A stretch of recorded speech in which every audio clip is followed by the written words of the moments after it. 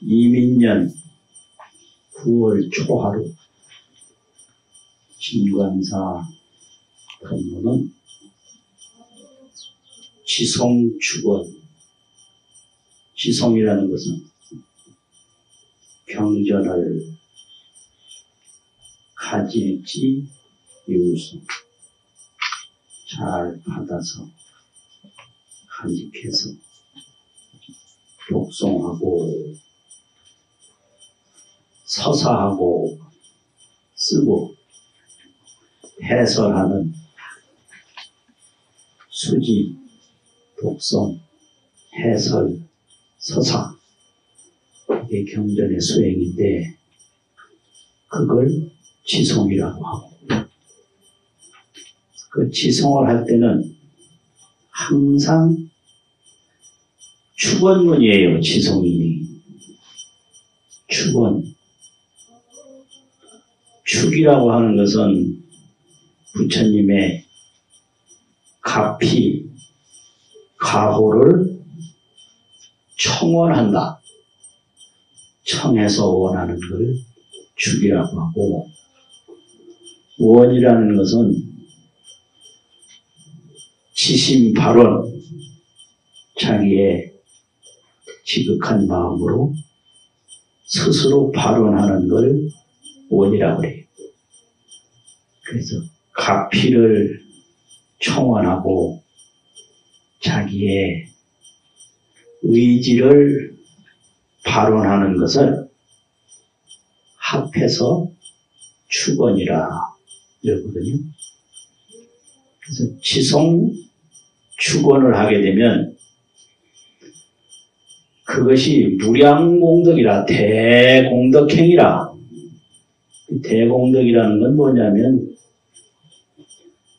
불교가 아주 근본이고 궁극이, 근본 궁극이 성불과 중생제도인데, 이 지송축원은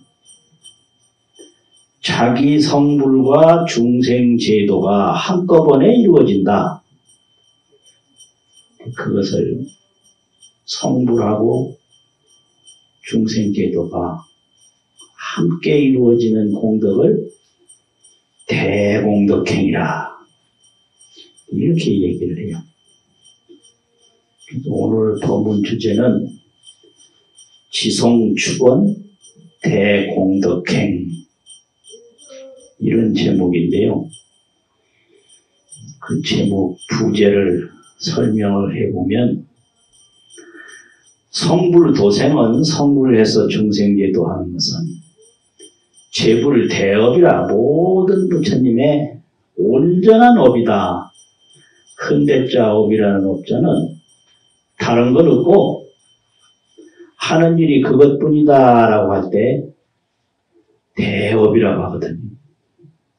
그러면 대업 달성을 하는데, 대업 달성의 일도 행문은 그 대업을 달성하는데 한 길로 행하는 문헌, 일도 행문은 첫 번째가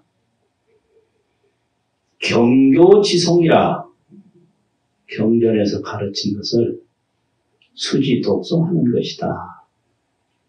두 번째가 여설수행이라, 경전에서 교설한 대로 따라서 몸소 실천하는 것이다. 세 번째가 열의증득이라, 이치와 같이, 이치는 뭐냐? 진실상. 가령 부처님이 깨달음을 말했다고 하면 그 깨달음의 진실상과 같이 깨닫는 것. 부처님이 극락세계를 말했으면 부처님이 말한 극락세계의 진실상과 같이 왕생하는 것. 또 부처님이 해탈을 말하셨으면 부처님이 말한 해탈의 진실상과 같이 자기가 성취하는 것.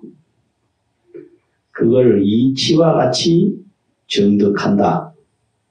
이래서 요리정득이라고 하고요. 그 다음에 원력 행화. 원력으로 원하는 힘으로 실력과 원력이 있는데 실력이라고 하는 것은 자기 익힌 대로 자기가 학습한 대로 힘을 나타내는 게 실력이고 원력은 자기가 원하는 발원하는 걸 위해서 힘을 얻는 것을 원력이라고 해요. 그래서 성불하는 건 원력으로 되는 거지 지금까지 익혔던 중생업으로 되는 게 아니에요. 그래서 원력이라고 해요. 원력. 그래서 원력으로 행화를 한다.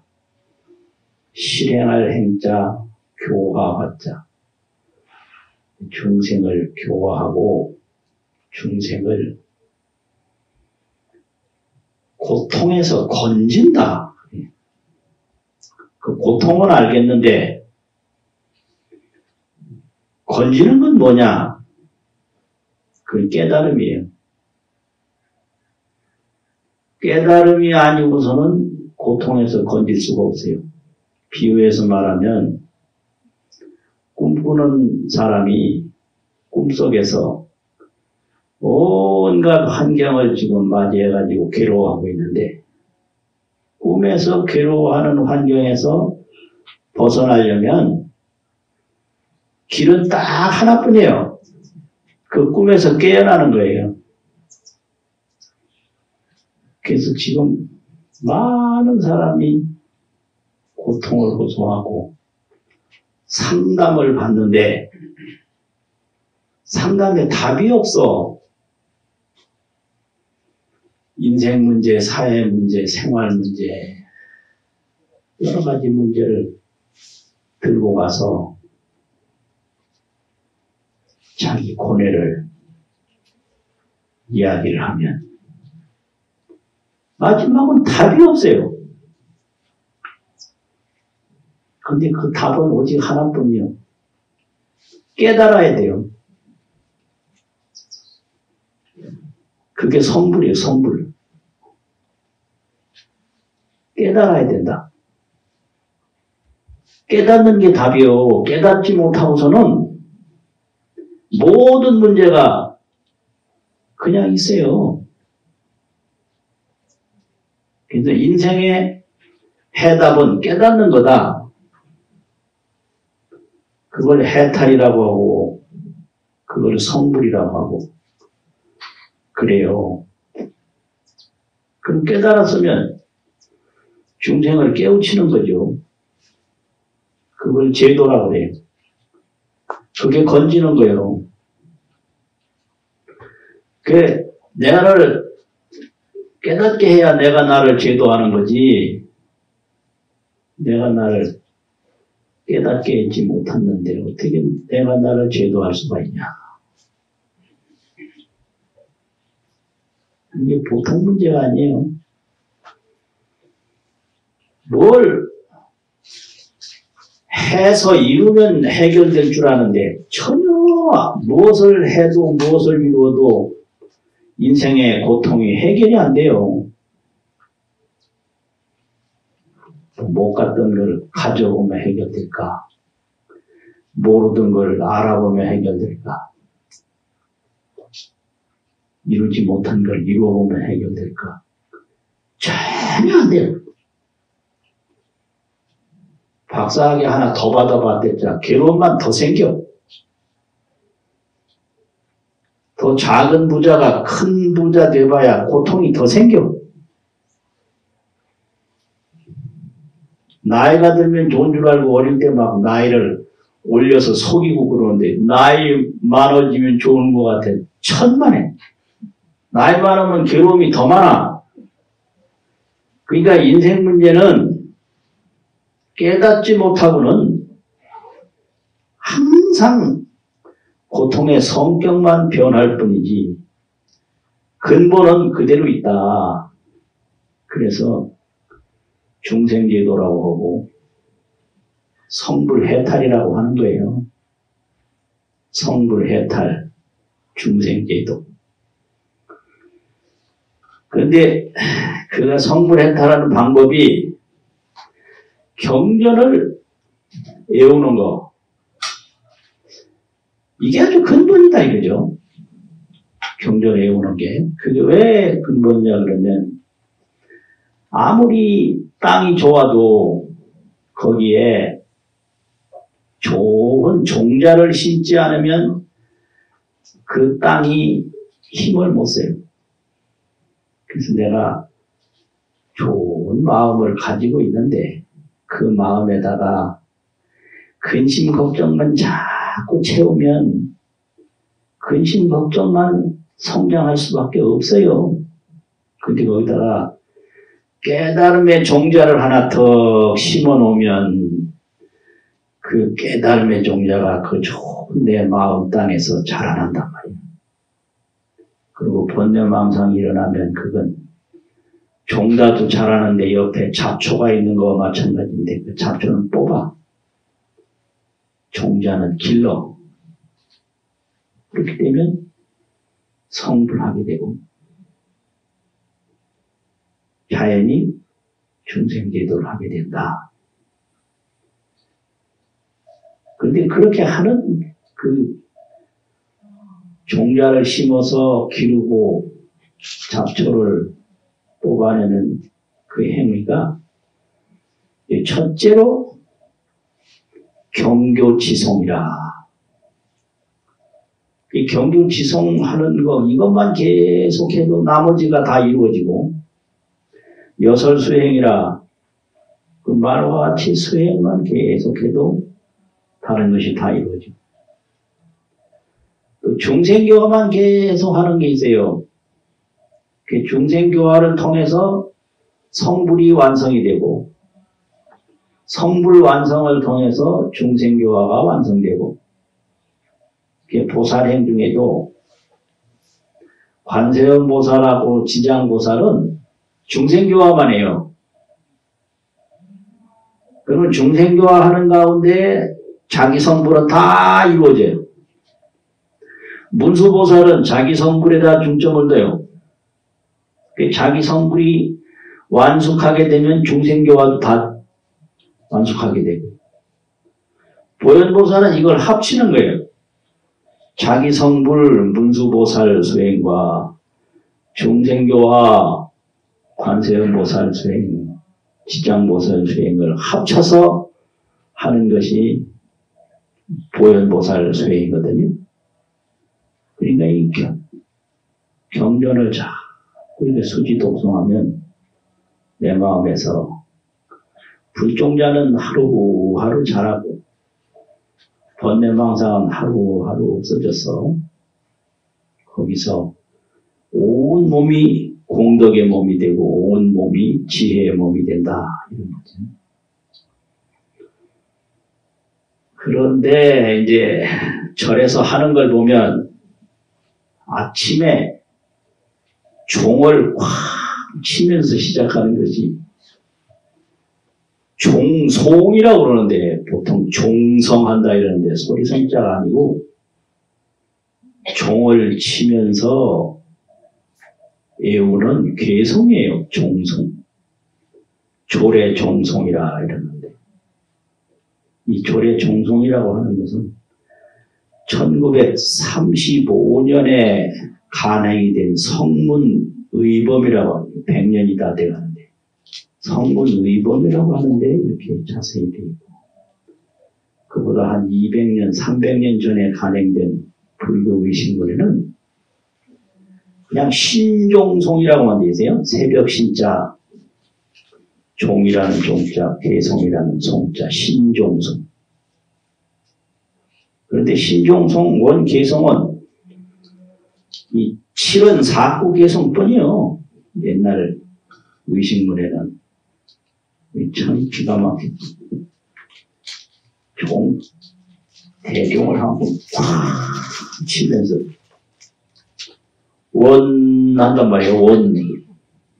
원한다. 발언하고 축원한다. 차 종성이 이 종소리가 변법계하여 온 법계에 두루시 퍼져서 이렇게 출발해요. 철의 위암이 실계명하고 그 새같이 두껍고 둘러싸이고 깊고 어두운 지옥들이 다 환하게 밝아지고 그 둘러싸고 깊고 어두운 지옥들이 다 밝아지고 철의 위암 실계명 삼도는 이고하고 파는 파도산하고 삼도는 사막도인데 지옥하기 축생 사막도에서는 다 고통에서 벗어나고 온갖 고통이 극심한 지옥이 도산지옥인데 칼도자 滅산자 도산지옥은 또 다 없어지고 일체중생은 성정각이라 일체중생은 바른 깨달음을 이루기를 원하옵니다. 이게 한바탕 또 펑치면 이 소리가 생각으로 들으면 소리인데 이 지혜로 들으면 그대로 지혜 본심이에요. 지혜 본래 몸이다. 이걸 이렇게 이제 보이는데 이걸 의식과 지혜가 있는데 이걸 의식으로 딱 보면 그릇인데 이게 지혜로 보면 나의 본래 몸이다 이 말이에요. 이걸 청정법신이라고 그러고 본래 신명이라고 해요. 본래 몸이요 본래 목숨이다. 이게 깨달음이에요. 생각으로 보면 고통인데 지혜로 보면 그 자기 본래 신명이다. 본래 신명. 근데 이거 깨닫지 않고서는 생각으로는 인생 문제를 해결할 수가 없어요. 고통에서 고통을 또 만들기 때문에. 답답하네. 네? 고통에서 고통을 또 만들어요. 고통에서 벗어나는 게 아니라.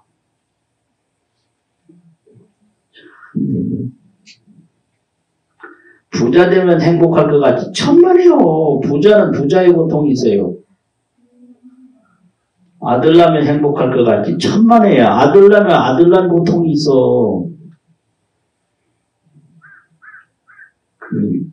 경봉스님, 봉동사 금나감 경봉스님,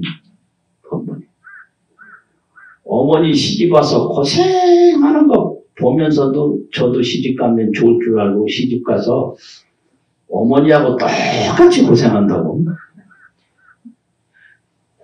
아버지 장가 가서 고생하는 거 보면서도 저도 장가 가서 아버지보다 고생 더 한다고. 그러니까 이 말은 이 인생살이 세상살이가 뭘 해서 이루어가지고는 고통이 끊어지지 않는다. 자기 본래 마음, 자기 본래 몸, 자기 본래 광명을 깨달을 때 그때 모든 세상사는 한바탕 꿈이었다. 그래서 깨달음으로 모든 인생 문제를 해결하는 게 불교다 이거죠. 그러니까 깨달음으로 가는 길이 지성축원이에요. 여기 1935년에 간행한 성문이공에서는 밑에 걸 전부 더 추가를 해서 엄청나게 좋은 말씀을 여기 했는데 나무 비로교주 화장자전 비로교주 화장자전 비로자나부처님께 귀의합니다.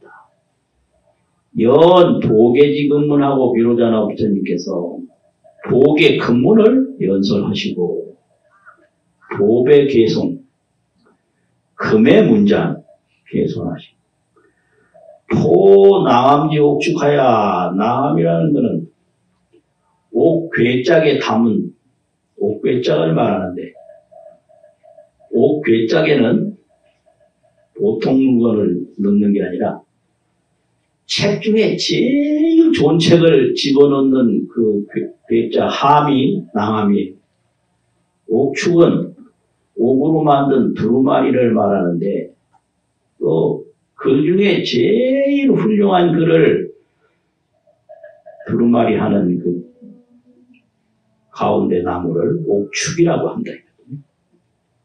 그래서 화엄경은 낭암 옥축이다. 낭암 옥축을 펼친다. 이거를 한자가 요새다 어려워서 읽을 때 포 띄고 읽어야 돼요. 연일에 띄어야지. 이거 안 띄면 큰일 나요. 연보 계지금은 그러면 말이 안 돼요. 연보 계지 그러면 안 돼요. 연 보계지금 포 현실포자 낭암지 옥축 이게 한문이에요. 포낭 그러면 지옥이 되는데 포낭 지옥지 지옥지축 그러면 안 돼요. 참 이게 복의 근문이요 낭암 옥축이라. 그리고 어째서 그러냐? 진진이 혼입하고 차차리 원흉이라. 이게 화엄경 원흉무의 교설인데 원흉무의 교설. 원흉이라는 것은 하나 속에 모든 것이 다 들어요. 다 들어있어. 또 하나하나가 모든 것 속에 다 들어가. 이걸 원흉무예라고 해요. 하나가 모든 것 속에 다 들어가고 모든 것이 하나 속에 다 들어가고 이건 생각으로는 도저히 이해가 안 되는 거예요. 이게 화엄삼매에 들어야 돼요. 진진이 혼입하고 티끌티끌이 모든 우주 만물에 다 들어가요. 그거는 비유로 말하면 하나라는 숫자가 있는데 이 하나라는 숫자가 둘에도 들어가고 셋에도 들어가고 열에도 들어가고 억만에도 들어가고 아무리 많은 숫자도 거기서 하나 빼면 안 돼요.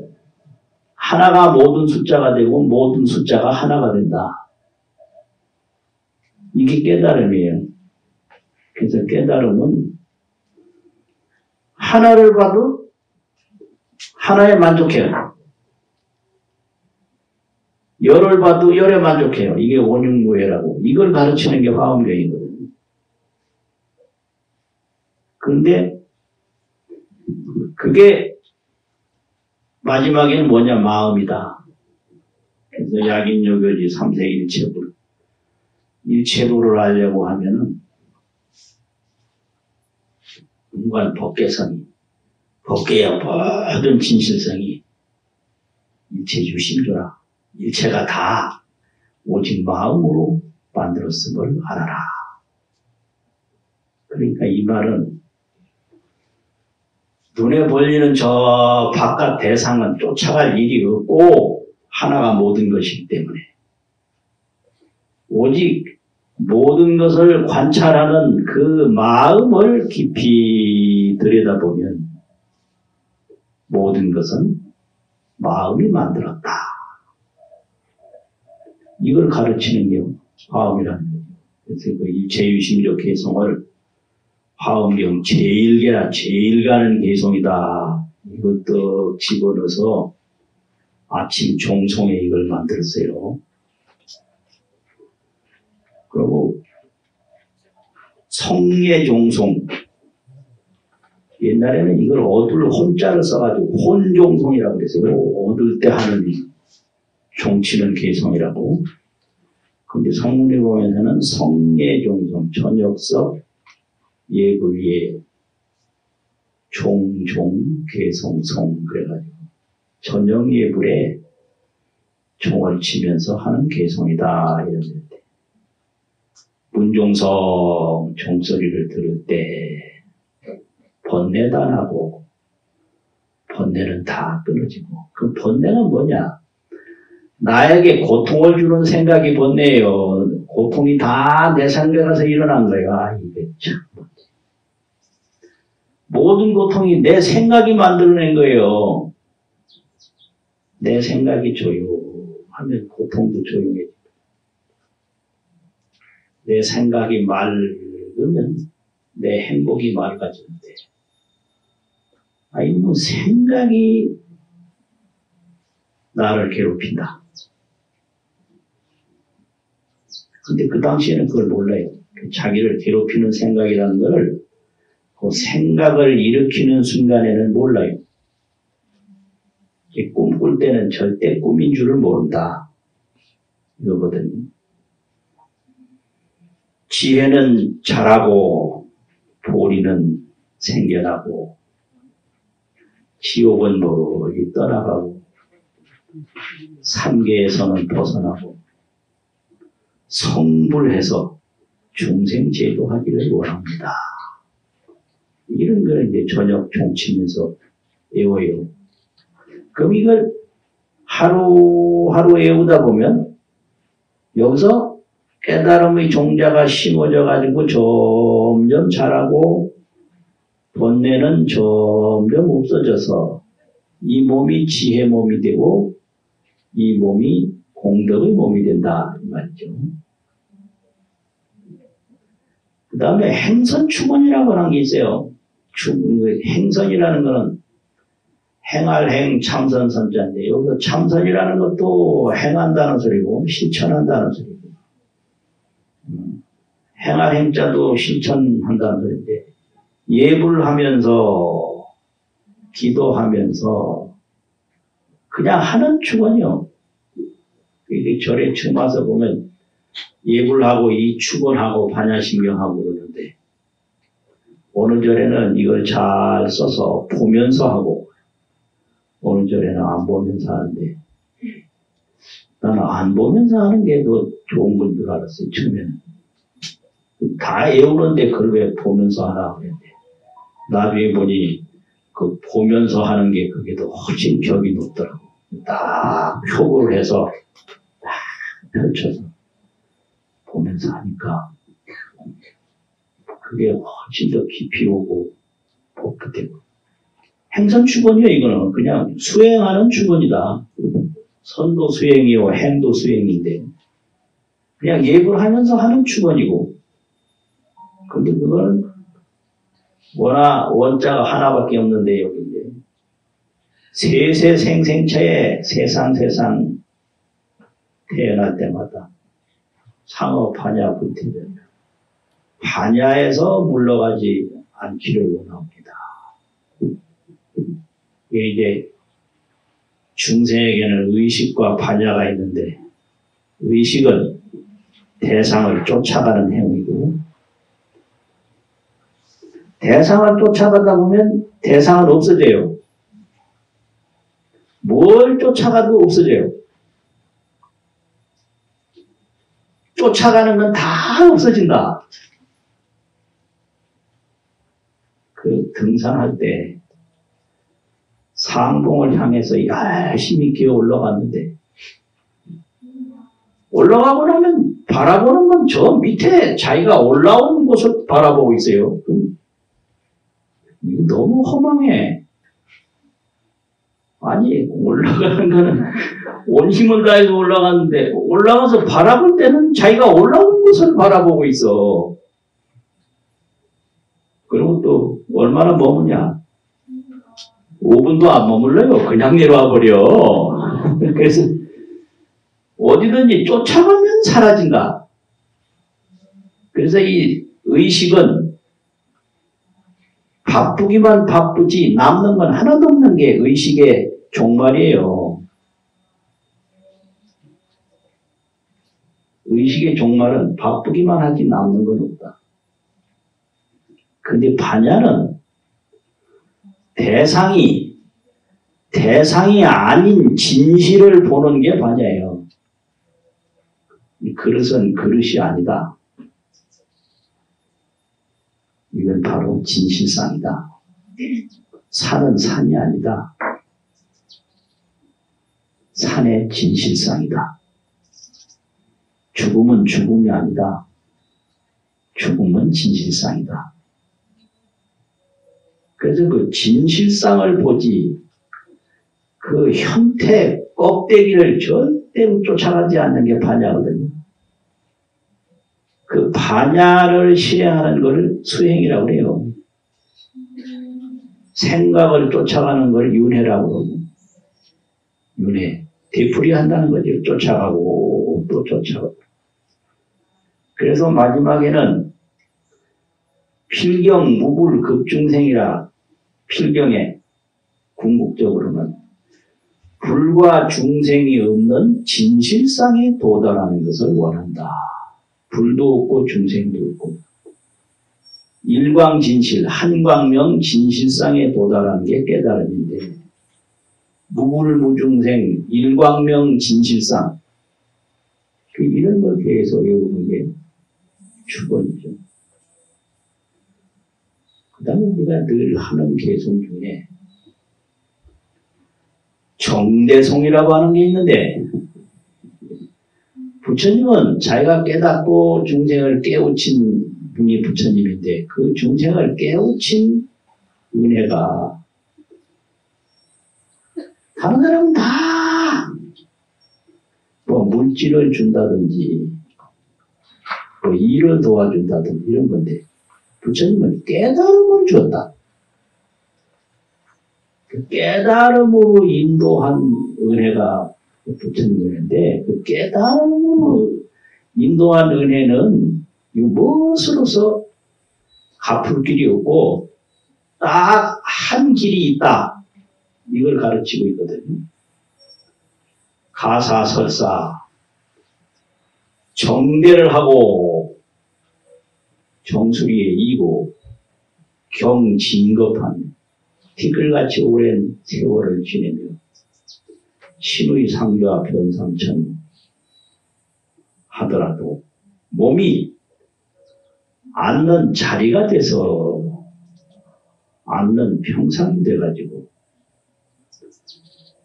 삼천대천세계에 가득 차도록 두루시 펼쳐놓는다 할지라도 약불 전법도 중생하면, 법을 전해서 중생을 제도하지 못하면, 그러니까 머리에 부처님을 이고 또 내 몸이 평상이 돼서 온갖 곳에 다 펼쳐가지고 앉게 하고 하더라도 전법도생, 부처님의 그 깨닫는 법을 전해서 중생을 깨달음으로 인도하지 못하면 필경무능 보불운이라, 필경에 궁극적으로 부처님의 은혜를 갚을 수는 무능 없다.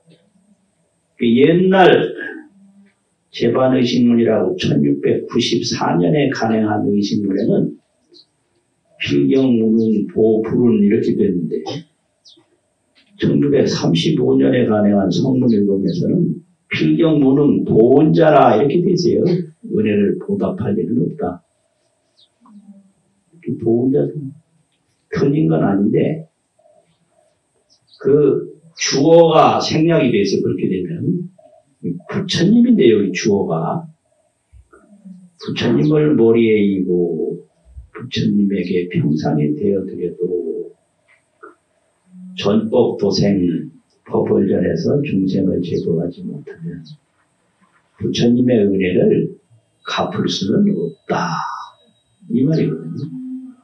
그래서 뜻으로 보면 보불운이 맞는데, 필경무능 보은자 이렇게 너무 익어져가지고 갑자기 바꾸기는 힘들 것 같아요. 그런데 뜻은 거기 목적 주어가 불운이에요. 불운. 목적어 주어가.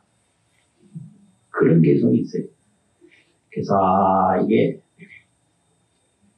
깨닫는 문제는 내가 나를 궁극적으로 해결하는 일이고, 또 깨달음의 은혜를 받았으면 그 은혜는 결국 중생들을 깨우치는 일로만이 보답할 수 있지 다른 것으로는 보답할 수가 없다. 이런 내용을 여기서 말하고 있거든요.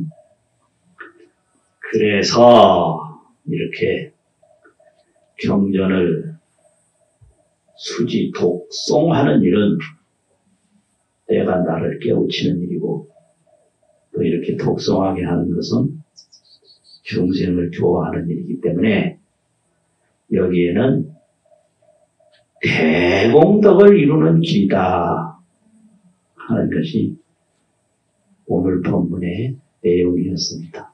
마치겠습니다.